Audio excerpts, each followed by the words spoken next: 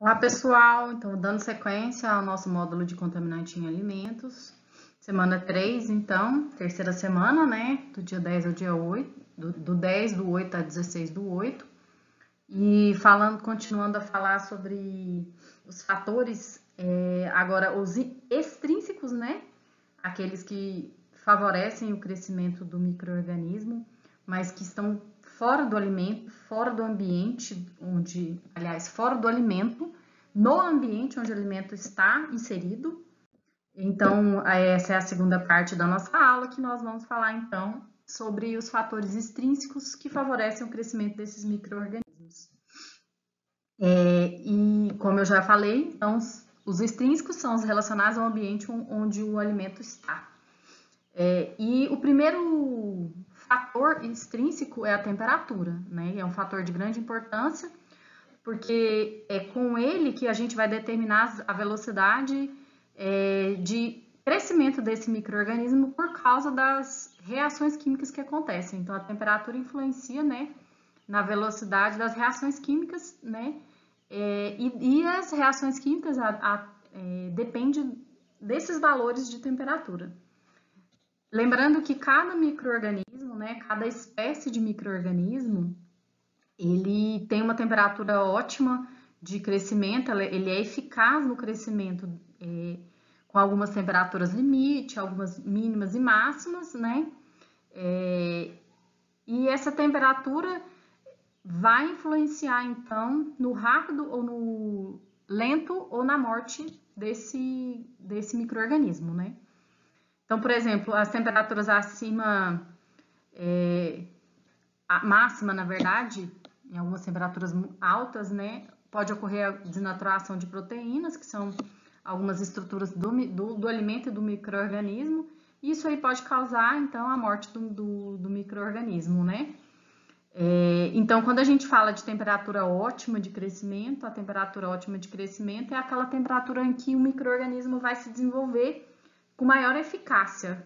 Ele vai ser eficaz no menor tempo possível, em curto tempo, ele vai crescer bastante, né? Então, essa é a temperatura ótima de crescimento.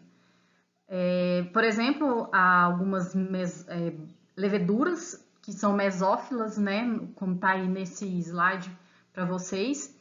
As leveduras são micro-organismos mesófilos normalmente e eles gostam de crescer, tem uma temperatura ótima de crescimento de 20 a 30. E tem outras espécies, por exemplo, espécies psicotróficas que crescem de 0 a 7, tem espécies psicrófilas que crescem de 0 a 20, que tem essa faixa de crescimento, e tem os micro-organismos termófilos que normalmente crescem de 45 a 75 graus. Lembrando que o crescimento dos micro-organismos, normalmente, eles podem ser inibidos por refrigeração, né? Quando a gente põe esse alimento em temperaturas de refrigeração ou de congelamento, a gente consegue inibir o crescimento de micro-organismos, né? De alguns micro-organismos. E por isso é tão importante a gente resfriar ou congelar os alimentos, né? Então, tá aqui alguns exemplos, por exemplo, a Pseudomonas é um micro-organismo que tem uma taxa de crescimento até 4 graus em 10 graus, parece. Uma taxa de crescimento de 4 a 10 graus, né? A Escherichia coli, por exemplo, é um mesófilo, que ela cresce uma temperatura ótima de 39. O Bacillus Spermatófilos, ele tem já a temperatura de crescimento boa, 60 graus. E assim por diante. Cada micro-organismo vai ter uma temperatura ótima de crescimento, né? E a gente precisa entender que essa temperatura ótima, e pode ser que alguns deles ainda em geladeira se desenvolvam, por exemplo, né? Como é o dos psicrófilos, né? Que a gente pode ter de 10 a 15 graus, né? A temperatura ótima, mas ele de 0 a 7 também cresce. Outro fator importante para que a gente fale um pouco sobre o segundo fator extrínseco, que está fora do alimento, né, está no ambiente, que é a umidade. Então, a umidade é a relação direta com a atividade de água do alimento, ela tem essa relação direta com a atividade de água do alimento que eu falei para vocês lá atrás, né? Principalmente por causa das condições de armazenamento, né? Como eu também já tinha falado para vocês. Quando a gente tem alimentos conservados em temperatura ambiente, acima da atividade de água daquele alimento, então o alimento tende a absorver a umidade. E aí ele vai aumentar a sua atividade de água e isso pode acontecer vice-versa. Ele também pode perder se o ambiente for bastante úmido. Então, isso pode promover algumas mudanças, né, no alimento que vai propiciar a multiplicação de alguns micro-organismos, né, por causa da atividade de água final. Então, a umidade, se ela não for controlada, a gente tem esse problema do ambiente, se a umidade for abaixo da atividade de água, a gente perde água para o ambiente, então ocorre a desidratação. E se for o contrário, absorve água, os micro-organismos vão ter uma quantidade de água mais propícia para se desenvolver. O terceiro, então, que nós vamos estudar, né, fator extrínseco, é a composição da atmosfera em que aquele alimento está inserido. Quando a gente fala da composição da atmosfera, a gente tem dois tipos de composição de atmosfera. A atmosfera controlada, onde a gente tem a modificação e controle dos gases durante o armazenamento, né? A gente vai controlar o oxigênio e o CO2 na conservação, por exemplo, de vegetais. Então, essa é uma atmosfera que a gente pode dizer que ela é controlada. E na atmosfera controlada, o que acontece?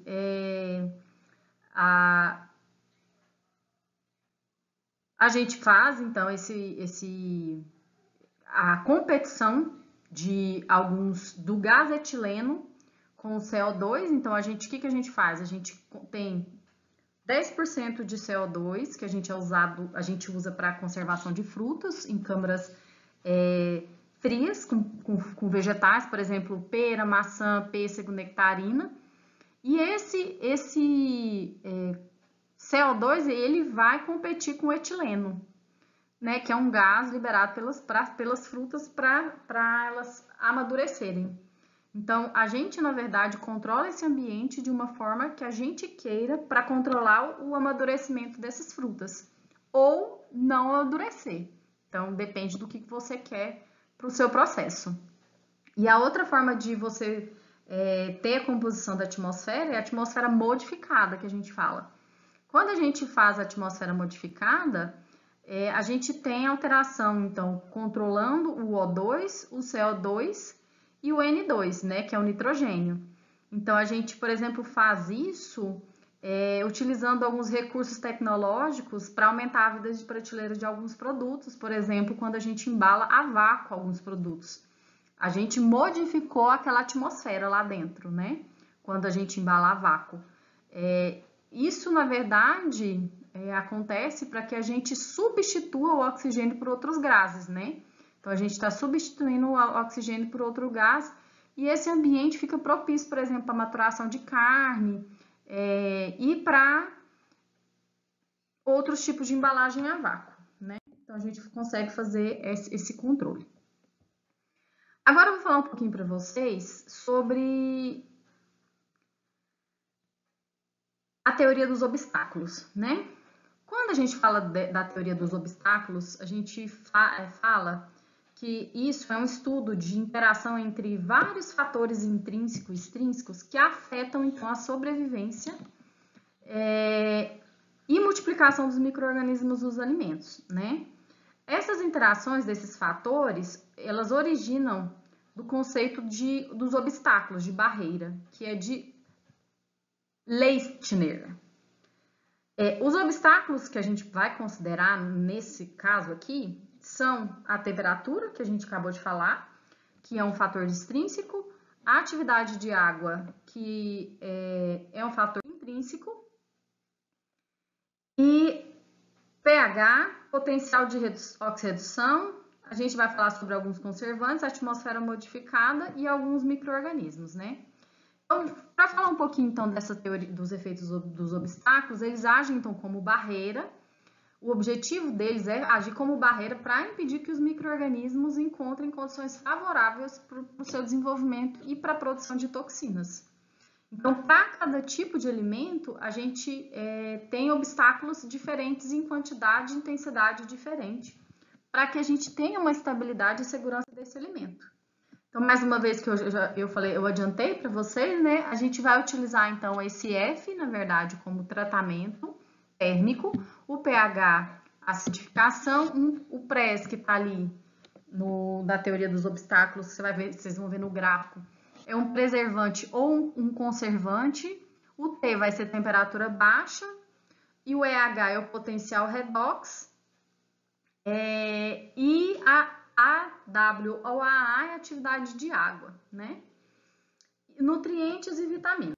Então, nesse primeiro gráfico aí que vocês estão vendo, a gente tem os maiores obstáculos aqui que vocês podem observar, que a gente vê aqui, ó, a atividade de água e o preservante, que a gente também pode chamar de conservante, né? A altura da montanha é o que vai falar do tamanho desse obstáculo. Então, a gente tem esses dois como os maiores obstáculos, né, que são os que vão estabilizar aquele produto, a vida de prateleira ou shelf life desse produto. Nesse caso, são os dois mais importantes, né? Os outros fatores são menos importantes, então o pH, o potencial redox e a temperatura. E, na verdade, quando a gente faz esses cinco obstáculos estarem presentes para os micro-organismos, a gente consegue ter um controle e uma ideia da quantidade de micro-organismo que aquele alimento pode ter. Então, o mais importante é a gente colocar esses obstáculos dentro do processo produtivo daquele tipo de alimento ali, para que a gente não tenha o crescimento do micro-organismo, porque aqui ele passou, o crescimento conseguiu crescer, mas aqui ele foi barrado por causa do conservante. Então, aqui você vê que ele não consegue transpor essa barreira, porque o preservante ou conservante, na verdade, foi o maior obstáculo. Aqui nesse caso já é um pouco diferente, a gente tem os mesmos fatores, né? Só que aqui, como a gente tem baixa contagem inicial já do micro-organismo, a atividade de água já, como ela era alta, no caso que a montanha, né, o obstáculo está alto, mas o que mais importou, que garantiu a estabilidade, foi quando a gente já tinha uma baixa inicial, uma quantidade inicial de contagem de micro-organismo baixa, e isso já fez com que a gente segurasse o crescimento desses micro-organismos, né? Aqui, a gente pode supor que foi utilizado uma embalagem, por exemplo, asséptica para alimentos perecíveis, que ela, na verdade, ela é baseada nisso, um alimento in natura, onde a gente usou baixa temperatura, com um alimento com alta atividade de água e um crescimento de micro-organismo inicial já baixo. Então, esse já parou aqui, a gente não precisou nem lançar mão do pH, do potencial redox, e a gente nem utilizou nenhum tipo de conservante e preservante. O terceiro exemplo de teoria dos obstáculos é que a gente já tem uma contaminação inicial muito alta, que passou a temperatura, que passou a atividade de água, o potencial redox, o pH, aliás, o potencial redox, e até o conservante não conseguiu segurar. Por quê? Porque a contaminação inicial já era alta. Então, isso faz com que o micro-organismo ultrapasse todos os obstáculos, desencadeando, então, o processo de deterioração desse alimento, tá? E nesse caso aqui, a gente já tem uma alta quantidade já de micro-organismos com presença de nutrientes, vitaminas e nitrogênio, no caso aqui, e aí a gente faz com que ele já tenha uma contaminação alta, ele tem uma atividade de água, ele passa o obstáculo de atividade de água, ele passa o pH, passa o redox, mas o que consegue segurar isso daqui, barrar o crescimento do micro-organismo, é a presença de conservante. Então, daí mostra-se, na verdade, a necessidade da gente utilizar conservante em vários alimentos, né? Porque por mais que você controle a atividade de água, porque já isso é do alimento, o pH do alimento, potencial redox do alimento, a temperatura é externa, mas o preservante você vai adicionar, então você consegue ter uma redução ou barrar, na verdade, o crescimento e multiplicação desses micro-organismos indesejáveis.